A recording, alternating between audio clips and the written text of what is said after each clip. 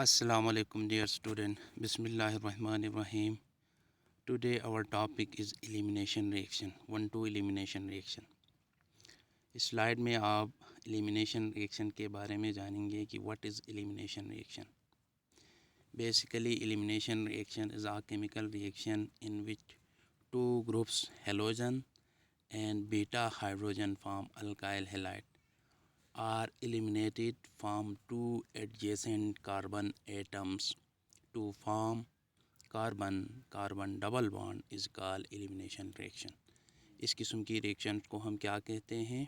Elimination reaction कहते हैं। Alkyl halide से हम क्या करते हैं? हेलोजन और बीटा हाइड्रोजन को रिमूव करते हैं। नतीजे में हमें कार्बन डबल बॉन्ड हासिल होता है। इस किस्म की रिएक्शन को हम एलिमिनेशन रिएक्शन कहते हैं। चूँकि बीटा हाइड्रोजन एलिमिनेशन रिएक्शन के लिए लाजमी है, इसलिए इस रिएक्शन को बीटा एलिमिनेशन भी कहते हैं। Basically there are two types of beta elimination reaction. E1 mechanism, it is unimolecular two step elimination reaction. ये दो स्टेप में कंप्लीट होती है। फर्स्ट स्टेप जो है वो आयनाइजेशन ऑफ अल्काइल हैलाइड है।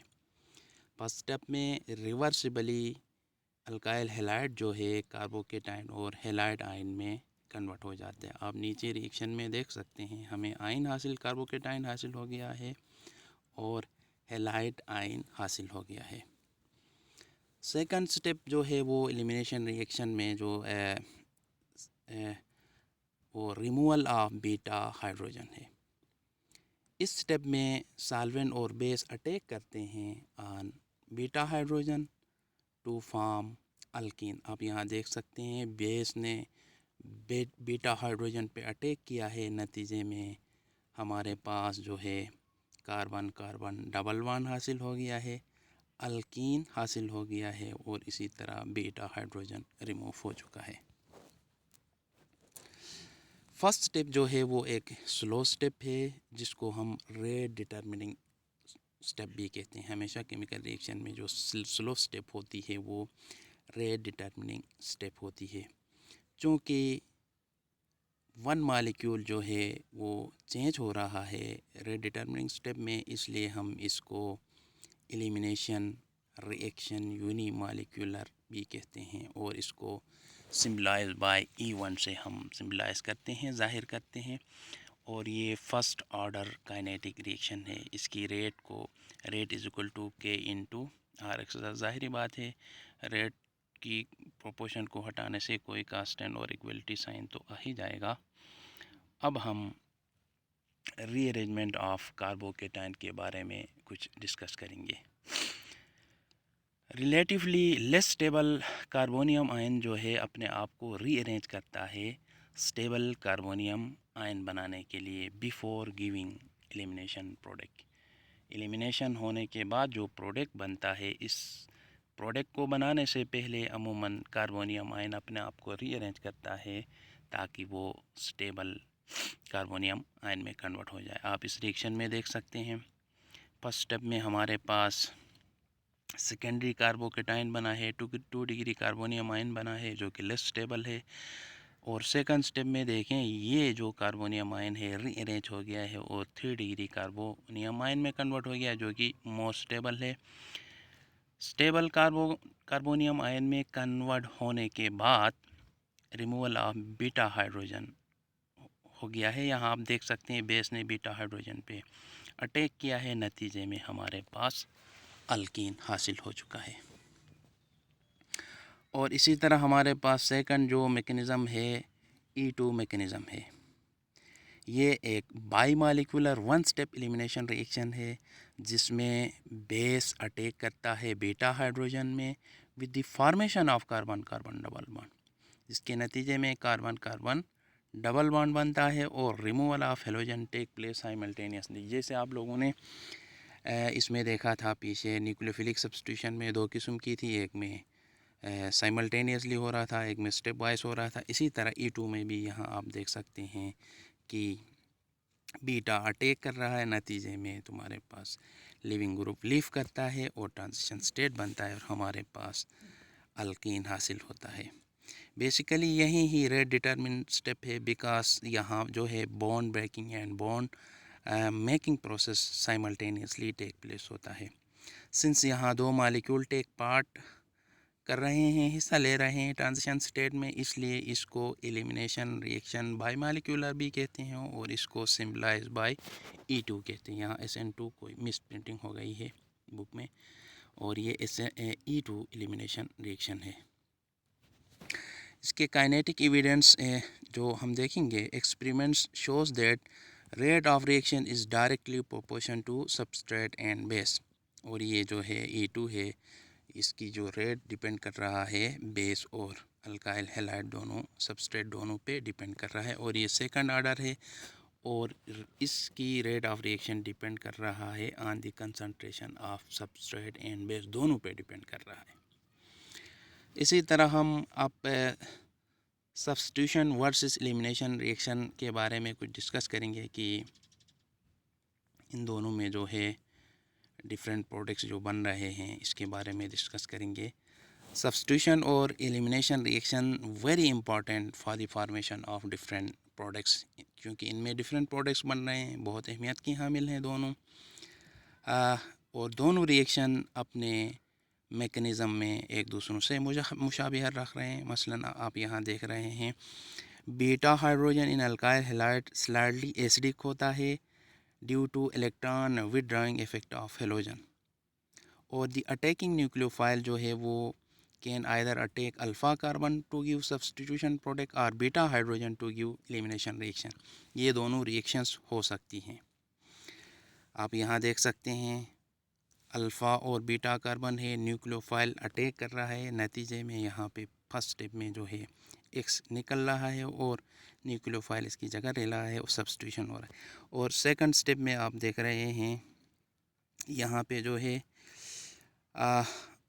न्यूक्लियोफाइल जो है बीटा हाइड्रोजन पे अटैक कर रहा है, हैलाइड आयन निकल रहा है और नतीजे में हमें एलिमिनेशन प्रोडक्ट हासिल हो रहा है।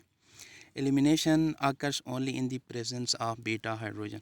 अगर बीटा हाइड्रोजन किसी भी सबस्ट्रेट में मौजूद ना हो तो एलिमिनेशन कभी भी नहीं होगी। एलिमिनेशन के लिए बीटा हाइड्रोजन का मौजूद होना लाजमी है, जहाँ पे सब्स्टिट्यूशन रिएक्शन के लिए इस कंडीशन की कोई ज़रूरत नहीं है।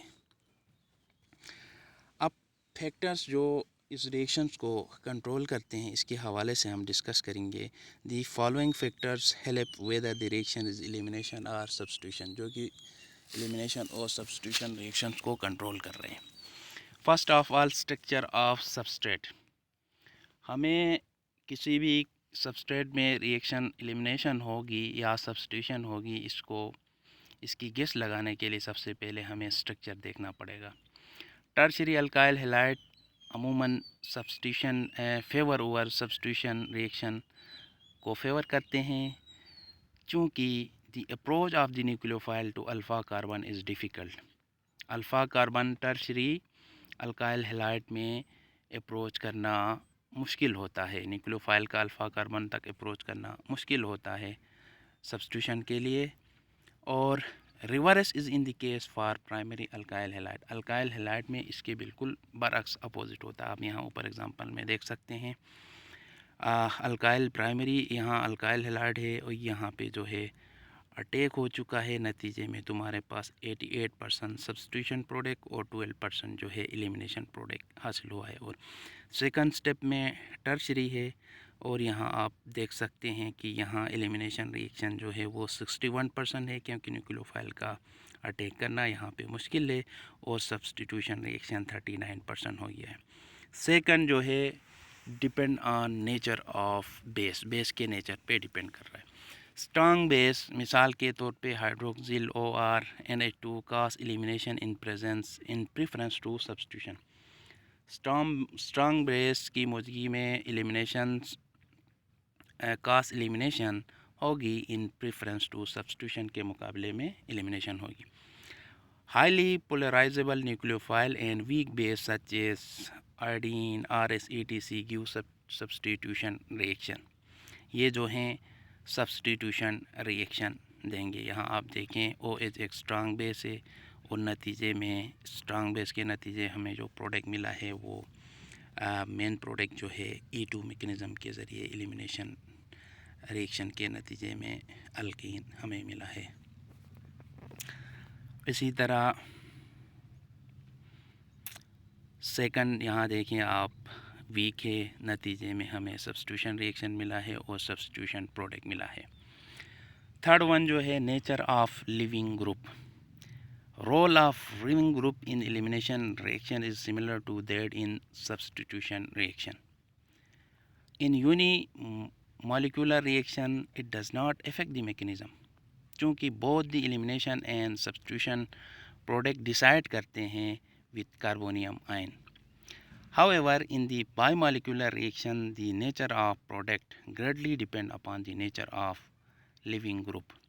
लिविंग ग्रुप पे डिपेंड कर रहा है। यहाँ देखें BR है OTS से, अगर यहाँ पे देखें तुम्हारे पास लिविंग ग्रुप BR है तो नतीजे में तुम्हारे पास 85% अल्कीन हासिल हो गया है और 50% जो है तुम्हारे पास न्यूक्लियोफाइल अटैच हो गया। अगर तुम्हारे पास लिविंग ग्रुप OTS है तो 1% अल्कीन हासिल हो गया और 99% तुम्हारे पास न्यूक्लियोफाइल ने अटैक किया है। यानी सब्स्टिट्यूशन रिएक्शन और एलिमिनेशन रिएक्शन डिपेंड कर रहा है on the nature of a leaving group. और फोर्थ वन जो फैक्टर है वो नेचर ऑफ सॉल्वेंट की नेचर पे डिपेंड कर रहा है। हमेशा एलिमिनेशन जो है वो मोर फेवरेबल है than substitution by decreasing the solvent polarity. इसी तरह alcoholic OH affect elimination while more polar aqueous OH is used for substitution. E1 is favored by polar solvent like SN1 reaction. In non-polar solvent the reaction will follow E2 mechanism.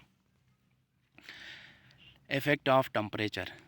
An increase in temperature will favor elimination more than substitution because substitution reaction involves less reorganization of bond as compared to elimination. कम दर्ज हरारत पे increase in temperature पे elimination favour करेगा then substitution. यहाँ आप देख सकते हैं 45 डिग्री सेंटीग्रेड में 53% यानी एलिमिनेशन वाला हासिल हो गया है और 47% सब्स्टिट्यूशन, जबकि 100 डिग्री सेंटीग्रेड में जो है 64% एलिमिनेशन वाला प्रोडक्ट और 36% सब्स्टिट्यूशन रिएक्शन वाला प्रोडक्ट हासिल हो गया है। ओके, अल्लाह हाफिज़।